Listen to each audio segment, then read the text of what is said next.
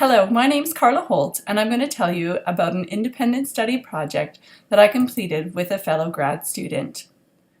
Our goal was to create a universally designed learning resource for grade 2 social studies.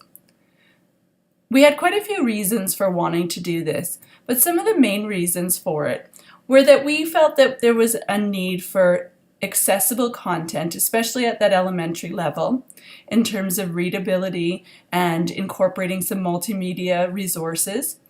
And we wanted something that was student-centered, that students could use independently, but also embedded the use of technology throughout the curriculum.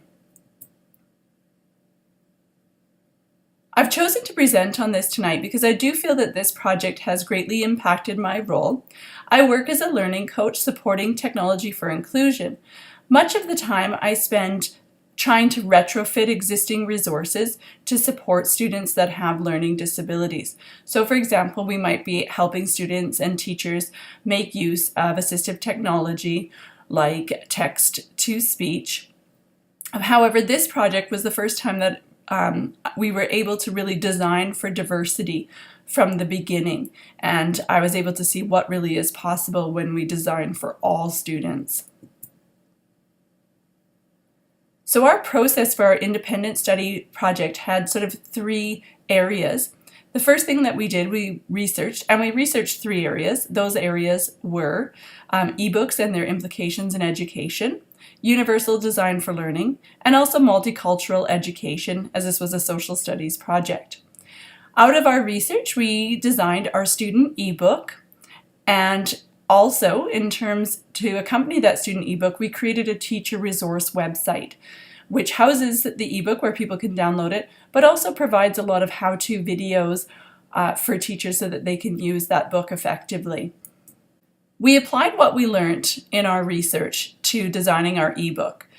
So we incorporated features such as keeping our page length approximately the same as it would be in a printed book. When we went to use the ebook, we directly taught some of the features like the glossary and how to navigate throughout the ebook. Additionally, our research influenced that this would be a good thing to use with students who did have learning disabilities, as it would help improve independent access and participation as well. So we created our ebook using a free program that's available for Mac computers called iBooks Author.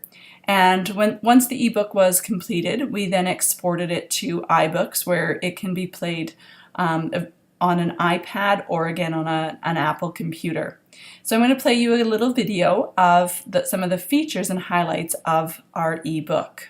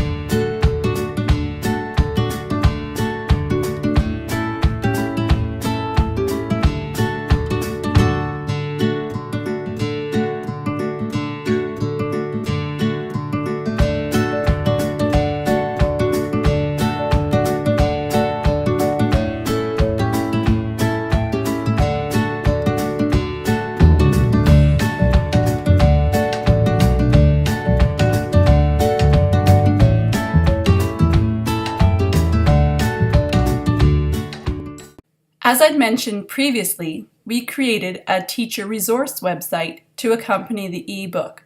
So I'll just quickly take you there. So a few of the things I'll point out about our ebook is that we do have a teacher guide which links us to the program of studies. We have this how-to section, so with instructions and video on how to use the book, but also in the book where we have some student activities, we've put on some of the how-tos on how to use the app, and a little video tutorial, as well as, how to save students' work and how to get that off the iPad as well, because that can also be a common issue.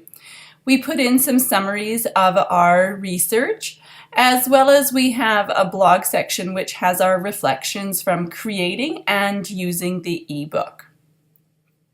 So some of my key reflections from creating and using this ebook was that it was really nice to see that it was accessible to all students and that they were really engaged with the text, because as the research said, it did give them novel ways to interact with the text, and as well that the success that they saw when they didn't always have to do traditional writing tasks to show to represent their learning.